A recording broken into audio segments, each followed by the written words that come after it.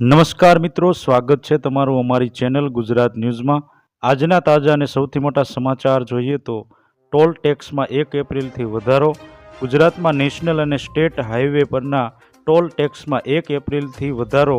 વાહન પ્રમાણે જાણો નવા દર।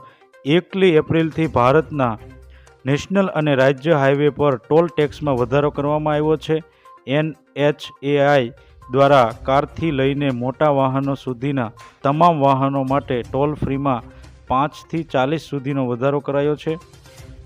સમાચારમાં આગળ જોઈએ તો નેશનલ અને સ્ટેટ હાઈવે પર ટોલ ટેક્સમાં 1 એપ્રિલથી વધારો લાગુ થશે।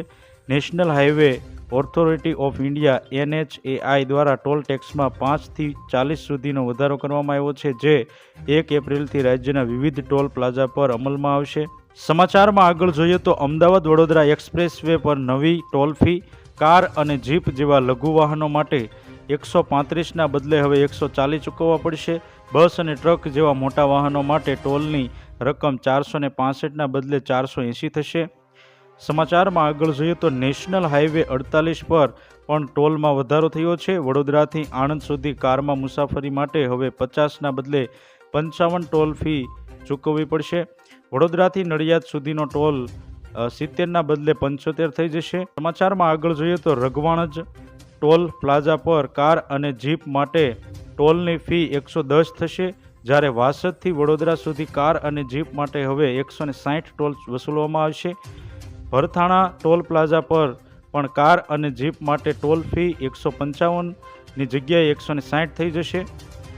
વાહન પ્રમાણે નવા ટોલનો દર કાર અને જીપ 135ના બદલે 140, રિટર્ન ટોલ માટે 205ના બદલે 215, LCV લાઇટ કોમર્શિયલ વ્હીકલ 220ના બદલે 230, રિટર્ન ટોલ માટે 330ના બદલે 345, બસ ટ્રક 465ના બદલે 480, રિટર્ન ટોલ માટે 720ના બદલે 760। સમાચારમાં આગળ જોઈએ તો બોરિયાજ ટોલ પ્લાઝા પર પણ વધારો થયો છે।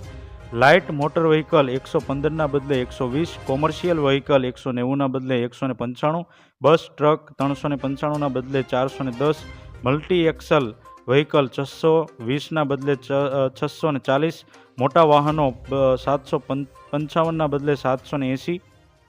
સમાચારમાં આગળ જોઈએ તો નવા દરો 1 એપ્રિલથી અમલમાં આવશે। આમ 1 એપ્રિલથી ટોલ ટેક્સમાં થયેલા આ નવા વધારાથી મુસાફરી ખર્ચમાં વધારો થશે, જે મોંઘવારીના સમયમાં વાહન ચાલકો માટે વધુ એક બોજ સાબિત થઈ શકે છે।